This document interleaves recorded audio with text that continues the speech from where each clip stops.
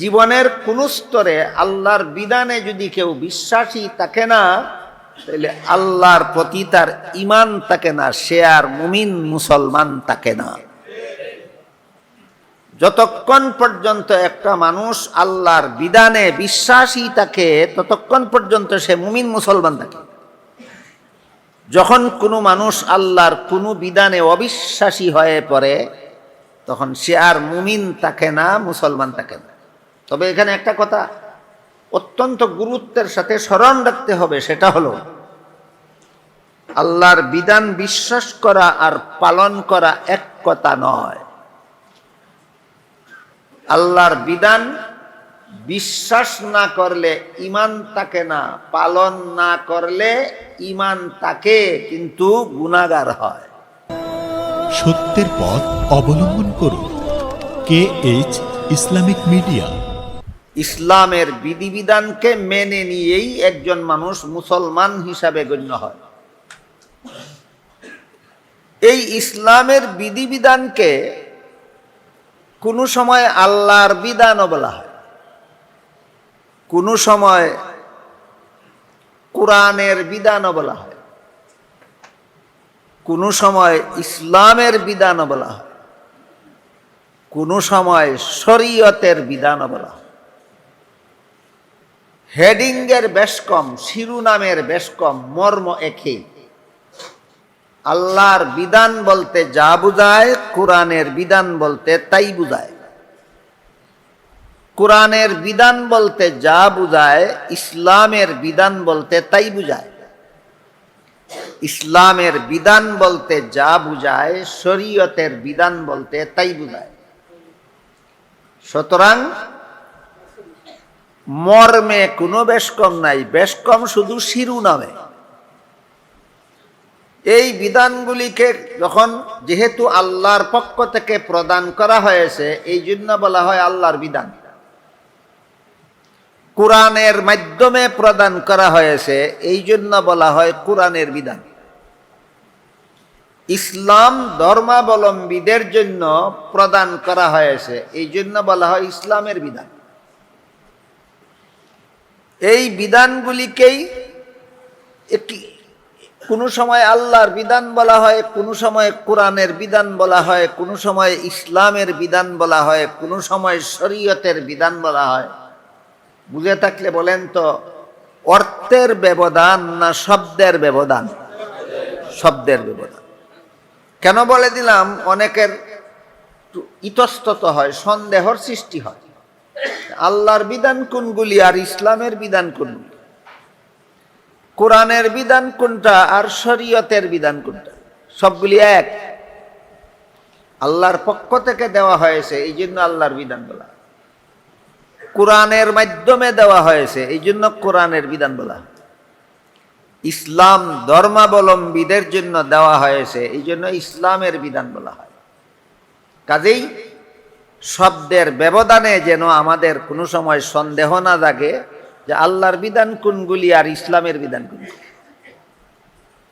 তো আল্লাহ বলেন, আল ইয়াউমা আকমালতু লাকুম দীনাকুম, আমি তোমাদের ইসলামের বিধিবিধানকে পরিপূর্ণ করে দিলাম। এই পরিপূর্ণতার সকল ব্যাখ্যার সারমর্ম হলো ইসলামের বিধিবিধান সর্বযুগের সর্বলোকের সব সমস্যার সমাধান। মানুষের জীবনে সর্বমোট 5টা স্তর আছে।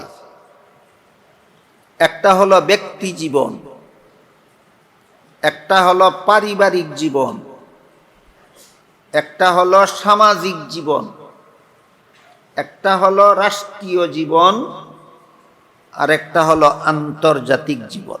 কটা স্তর হইল? এই প্রত্যেক স্তরেই ইসলামের বিধান আছে। মানুষের ব্যক্তি জীবনের সব সমস্যার সমাধান ইসলামের বিধিবিধান। মানুষের পারিবারিক জীবনের সব সমস্যার সমাধান ইসলামের বিধিবিধান। মানুষের সামাজিক জীবনের সব সমস্যার সমাধান ইসলামের বিধিবিধান। মানুষের রাষ্ট্রীয় জীবনের সব সমস্যার সমাধান ইসলামের বিধিবিধান। মানুষের আন্তর্জাতিক জীবনের সব সমস্যার সমাধান ইসলামের বিধিবিধান। এই মর্মে আল্লাহ বলেন, ইসলামের বিধিবিধানকে আমি আল্লাহ পরিপূর্ণ করে দিলাম। তাহলে আমরা কি ইসলামের কিছু বিধিবিধান মেনে নিয়ে মুসলমান, না সকল বিধান মেনে নিয়ে মুসলমান? সকল বিধান মেনে নিয়ে মুসলমান। কাজেই কেউ যদি মনে করেন যে ব্যক্তি জীবনে আমি ইসলামের বিধানে বিশ্বাসী, পারিবারিক জীবনে বিশ্বাসী নই, কেউ যদি মনে করে আমি পারিবারিক জীবনে ইসলামের বিধানে বিশ্বাসী, সামাজিক জীবনে বিশ্বাসী নই, কেউ যদি মনে করে আমি সামাজিক জীবনে ইসলামের বিধানে বিশ্বাসী, রাষ্ট্রীয় জীবনে ইসলামের বিধানে বিশ্বাসী নই, কেউ যদি মনে করে আমি রাষ্ট্রীয় জীবনে ইসলামের বিধানে বিশ্বাসী, আন্তর্জাতিক জীবনে ইসলামের বিধানে বিশ্বাসী নই, তাইলে সে ওই কাবিলতু জামিয়া আহকামিহি, আল্লাহর যাবতীয় বিধিবিধান মেনে নিয়ে মুসলমান হইলাম, ওই কথা লঙ্ঘন করল। জীবনের কোন স্তরে আল্লাহর বিধানে যদি কেউ বিশ্বাসী থাকে না, তাহলে আল্লাহর প্রতি তার ঈমান থাকে না, সে আর মুমিন মুসলমান থাকে না।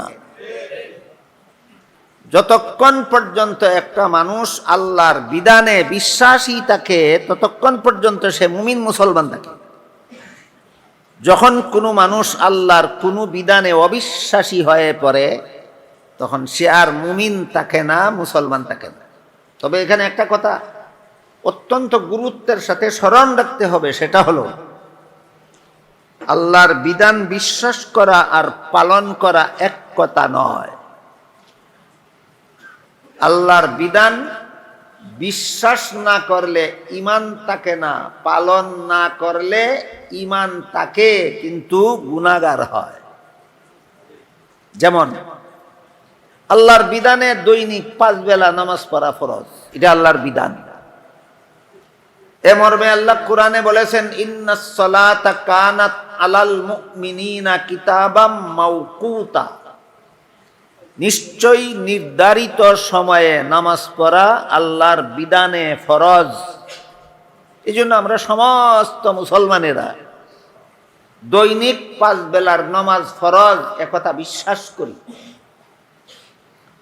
কেউ যদি বলে 5 বেলা নামাজ ফরজ আমি বিশ্বাস করি না, সে আর মুসলমান থাকবে না, কাফের হয়ে যাবে।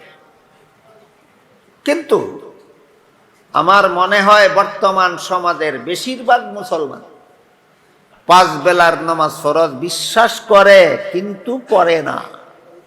বিশ্বাস করে কিন্তু পড়ে না। সে কাফির নয়, সে গুনাহগার, পাপিষ্ঠ মুসলমান। কেউ যদি বলে 5 বেলার নামাজ ফরজ বিশ্বাস করি না, তাহলে কাফের। আর যদি বিশ্বাস করে পড়ে না, তাহলে কাফের না ফাসেক? কাফের নয়, ফাসেক। এই দুইটা পরিভাষা যেন আমরা কখনো ভুলে না যাই। আল্লাহর বিধান বিশ্বাস না করলে কাফির হয়, আর আল্লাহর বিধান পালন না করলে ফাসিক হয়, পাপিষ্ঠ হয়, কাফির হয় না।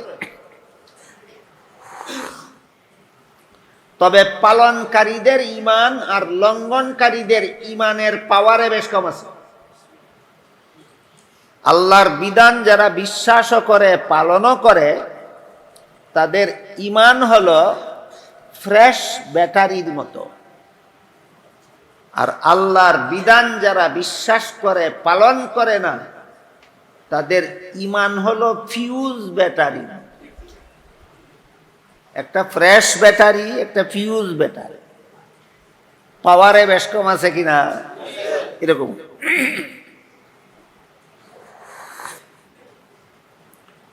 আল্লাহর ব্যক্তি জীবনে আল্লাহর বিধান আছে, আমি বিশ্বাসী। পারিবারিক জীবনে আল্লাহর বিধান আছে, আমি বিশ্বাসী। সামাজিক জীবনে আল্লাহর বিধান আছে, আমি বিশ্বাসী। রাষ্ট্রীয় জীবনে আল্লাহর বিধান আছে, আমি বিশ্বাসী। আন্তর্জাতিক জীবনে আল্লাহর বিধান আছে, আমি সমস্ত বিধানে বিশ্বাসী। তখন আমি মুমিন মুসলমান গণ্য হলাম। ব্যক্তি জীবনে যদি আল্লাহর বিধান লঙ্ঘন করি আমি ব্যক্তি জীবনের পাপিষ্ট। পারিবারিক জীবনে যদি আল্লাহর বিধান বিশ্বাস করার পরও লঙ্ঘন করি, পালন করি না, আমি পারিবারিক জীবনের পাপিষ্ট। সামাজিক জীবনে যদি আমি আল্লাহর বিধান বিশ্বাস করি কিন্তু পালন করি না, আমি সামাজিক জীবনের পাপিষ্ট। রাষ্ট্রীয় জীবনে যদি আমি আল্লাহর বিধান বিশ্বাস করি, পালন করি না, আমি রাষ্ট্রীয় জীবনের পাপিষ্ট। আন্তর্জাতিক জীবনে যদি আমি আল্লাহর বিধান বিশ্বাস করি, পালন করি না, আমি আন্তর্জাতিক জীবনের পাপিষ্ট মুসলমান।